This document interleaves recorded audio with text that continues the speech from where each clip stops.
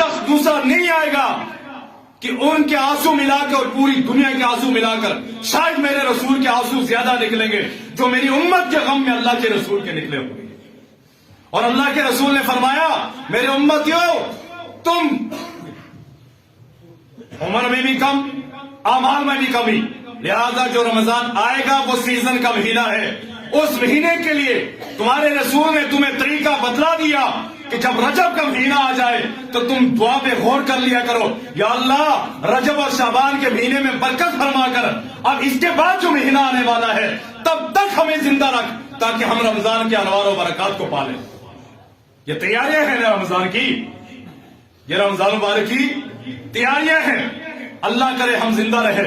ایک تو ہمیں رجب کے انوار و برکات سے بھی ہم مالا مال ہو جائیں، ہمیں شعبان مبارک کے انوار و برکات سے بھی اللہ مالا مال فرما دے، اور پھر رمضان مبارک کے دن رات اللہ ہمیں نصیب فرما دے. تب تک اللہ ہمیں زندہ رکھے. میرے بزرگوں اور دوستوں، مہینہ رجب کا چل رہا ہے. میں نے آپ کے سامنے قرآن پاک کے 15ویں پارے کی پہلی آیت تلاوت کی. اس مہینے میں بعض علماء کا قول ہے کہ اللہ کے رسول صلی اللہ علیہ وسلم کو 27ویں رات میں شب معراج کی دولت نصیب ہوئی.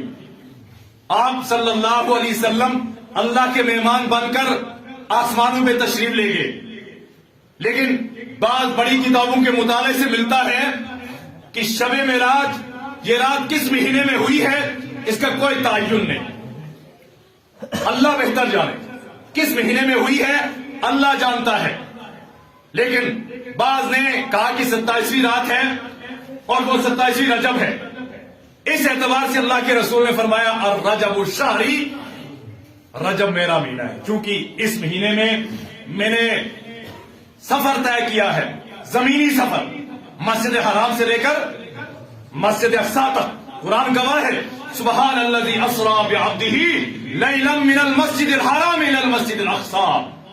اللہ کے رسول نے سیر فرمائی، اللہ نے سیر کروائی اپنے حبیب صلی اللہ علیہ وسلم کو راتوں رات مسجد حرام سے لے کر مسجد اقصی تک. یہ زمینی سفر ہے، اس میں مکہ بھی ہے، اس میں مدینہ المنورہ بھی ہے. اور مدینے کا نام اس وقت مدینہ نہیں تھا بلکہ یثرب تھا. کیا تھا؟ یثرب تھا.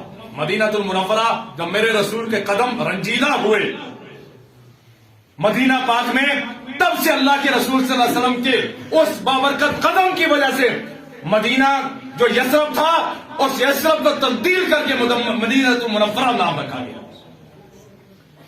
اور پھر آگے فلسطین سے ہوتے ہوئے اللہ کے رسول صلی اللہ علیہ وسلم بیت المقدس پہنچے، مسجد اقصی میں پہنچے.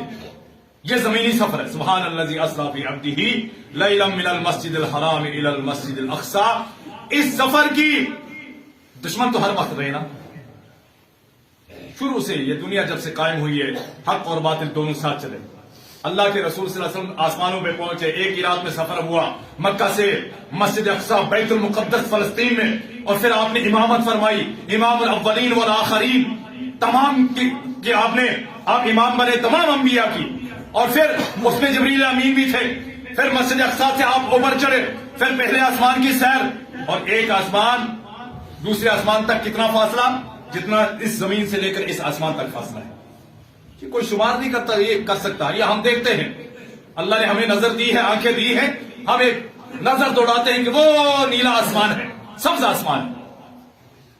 کوئی جا کے دیکھے تب پتہ لگے کتنے سینٹی میٹر کا یہ فاصلہ ہے، اللہ بہتر جانے. لیکن کل ملا کے سیدھے سادھے الفاظ میں یوں کہا جا سکتا ہے کہ جتنا زمین سے لے کر آسمان تک اتنا فاصلہ ہر آسمان سے لے کر دوسرے آسمان تک. اللہ کے رسول صلی اللہ علیہ وسلم نے 7 آسمانوں کی سیر فرمائی، 70 قسم کے پردے چاک کیے، 70 قسم کے اندھیریوں کا سامنا کیا. آپ سدرۃ المنتہا پہنچے جہاں پہ جبریل امین نے بھی جا کے ساتھ چھوڑ دیا. کہا کہ اللہ کے رسول یہاں سے آگے اگر میں جاؤں گا تو میرے بھی پاؤں جل، میرے بھی پر جل کے راکھ ہو جائے گا، میں بھی نہیں جا سکتا ہوں. اللہ کے رسول صلی اللہ علیہ وسلم فرماتے ہیں میں ایک ایسے مقام پہ پہنچ گیا انی اسمع فیہ صریف الاقلام، میں نے وہاں پہ پہنچ کر میں نے قلم چلنے کی آواز سنی. قلم چل رہی، وہ جو عرش عظیم کے پاس بیٹھ کے فرشتے لکھنے والے نا، ان کے قلم چلنے کی آواز سنی، ان کے کاغذ اور برق پلٹنے کی آواز سنی. بعض روایات میں آتا ہے کہ صرف اللہ اور اللہ کے رسول کے درمیان میں اتنا فاصلہ رہ گیا جتنے ہماری یہ دو بوئیں ہیں قاب قوسین، یہ اور یہ اتنا فاصلہ. بعض نے فرمایا کہ آمنے سامنے ملاقات ہوئی. بہرحال وہ ایک دوسری بات ہے، لیکن اللہ کے رسول صلی اللہ علیہ وسلم نے ایک ہی رات میں یہ سارا سفر طے فرمایا. جب واپس تشریف لائے تو گرم بستر بھی گرم تھا. جس بسترے سے اٹھ کے تشریف لے گئے تھے اس بسترے میں جب پہنچے اپنے بسترے میں اتنا لمبا چوڑا سفر طے فرمایا. پہلے مسجد حرام سے مسجد اقصی، مسجد اقصی سے ساتوں آسمانوں کا سفر، پھر عرش عظیم. آپ خود اندازہ لگائیں جب واپس تشریف لا کے بسترے میں پہنچے اپنے تو بسترا مبارک گرم تھا. اللہ کے رسول صلی اللہ علیہ وسلم نے اعلان فرما دیا اس اتنے لمبے چوڑے سفر جو تعجب خیز سفر ہے، میرے رسول کی شان جب اعلان ہوا تو دشمنوں نے اعتراض کرنا شروع کر دیا. نعوذ باللہ، اگر کسی کو جھوٹا دیکھنا ہے تو پھر اس شخص کو دیکھیں. اس سفر کی تصدیق کرنے والا وہ کون تھا مجھے بتاؤ. صحابہ میں سے سب سے پہلے ابو بکر رضی اللہ تعالی عنہ، جن کے نام پہ آپ نے اپنی جامعہ ابو بکر کا نام رکھا ہے، جن کے نام پہ میرے مدرسے کا نام ہے دارالعلوم حضرت ابو بکر صدیق رضی اللہ. قربان جائے ابو بکر کے نام پہ بھی. ابو بکر کی بہت قربانیاں ہیں، بہت قربانیاں ہیں. اور ایک مرتبہ اللہ کے رسول صلی اللہ علیہ وسلم نے اعلان فرما دیا صحابہ سے، کسی صحابی سے فرمایا کہ کھڑے ہو جاؤ. وہ صحابی جب کھڑے ہو گئے کہا اعلان کر دو آج جتنے بھی صحابہ ہیں کسی کو جانے کی اجازت نہیں، آج تمہیں تمہارے رسول کے دسترخوان پہ دعوت ہے. اب 1,25,000 صحابہ ہیں، کم و بیش، کہا کہ سب کو آج تمہارے رسول کے دسترخوان پہ دعوت ہے. قربان جائے میرے رسول پہ ہم سارے قربان ہو جائیں، ہماری اولاد بھی قربان ہو جائے. اور پھر صحابہ کی وہ جماعت جن کو اللہ نے کہہ دیا رضی اللہ عنہ ورضوا عنہ ذالک لمن خشی ربہ، اللہ ان سے راضی، وہ اللہ سے راضی، کیونکہ ان کے دلوں کے اندر اللہ کا خوف چھپا ہوا تھا. اور اللہ کے رسول صلی اللہ علیہ وسلم نے جب صحابہ سے فرمایا آج تمہیں تمہارا رسول، تمہارا محبوب آج تمہیں دعوت کر رہا ہے، تو صحابہ تو کھلکھلا اٹھے. صحابہ نے تو رش کیا کہ آج اپنے محمد کے دسترخوان پہ ہم بیٹھ کے اپنے نبی کے ساتھ کھانا کھائیں گے. تو نبی کی دعوت کو تو دعوت ہوگی نا. اللہ کرے ہم ایک حوض کوثر پہ اپنے رسول کا دیدار ہو جائے.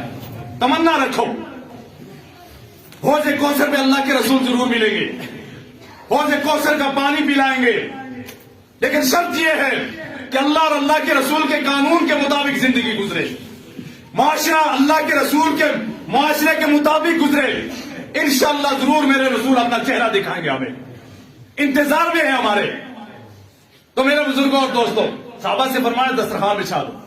غور سے سن لینا، دسترخوان بچھایا گیا تو اللہ کے رسول صلی اللہ علیہ وسلم نے فرمایا صحابہ سے پوچھو لا کے کھجوروں کو ڈھیر کر دو.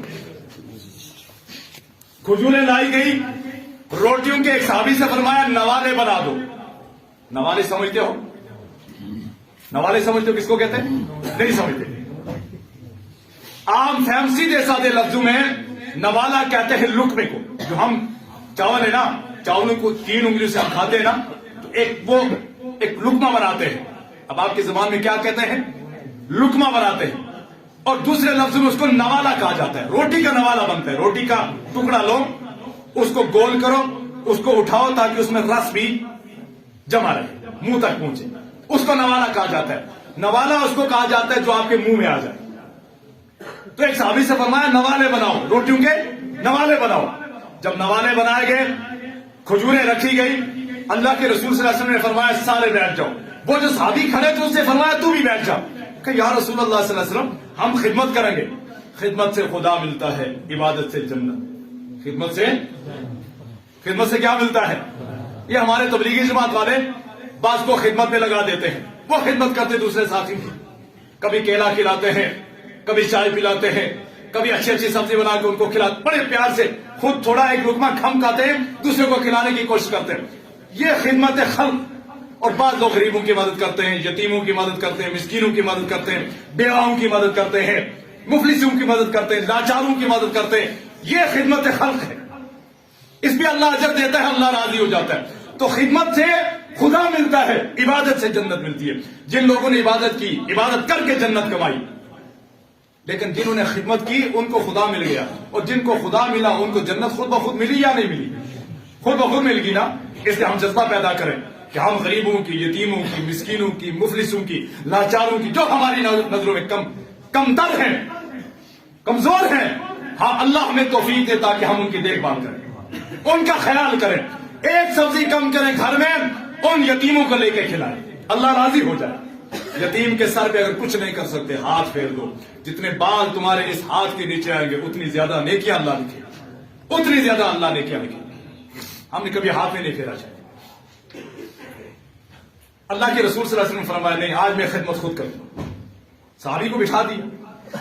اللہ کے رسول صلی اللہ علیہ وسلم، اللہ کے رسول دو جہاں کے بادشاہ کھڑے ہیں اور صحابہ کو ایک ایک نوالہ دے رہے ہیں، ہاتھ میں دے رہے ہیں، کھاؤ، آپ بھی کھاؤ، کھجور بھی رکھے ہوئے کھا رہے صحابہ۔ جاتے جاتے جاتے جس میں عمر موجود ہے، جس میں عثمان غنی ہے، جس میں حضرت علی ہے، اور دیتے دیتے دیتے دیتے ایک کونے میں پہنچے تو دیکھا حضرت ابو بکر صدیق بیٹھے۔ تصدیق پہ آئی نواب کہ سب سے پہلے اس لمبے چوڑے سفر کے بعد تصدیق کس نے فرمائی؟ حضرت ابو بکر نے۔ ابو بکر میں اللہ نے کیا راز رکھا تھا؟ جب اللہ کے رسول نزدیک پہنچے تو دیکھا ابو بکر کونے میں بیٹھے ہیں۔ اللہ کے رسول صلی اللہ علیہ وسلم نے ایک نوالہ اٹھایا، ابو بکر تو بھی پکڑ لے۔ ابو بکر نے ہاتھ میں لیا، رسول اللہ صلی اللہ علیہ وسلم آگے چل کے پھر واپس آئے، دوسرا لقمہ لا کے پھر ابو بکر کو دیتے، باقی صحابہ کو ایک ایک۔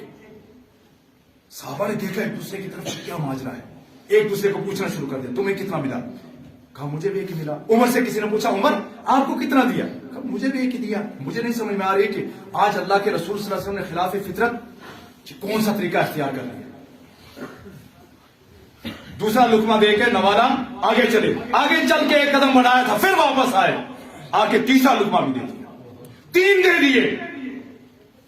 دعوت کے بعد ایک صحابی سے رہا نہ گیا کہ یا رسول اللہ صلی اللہ علیہ وسلم پہلی مرتبہ یہ دیکھا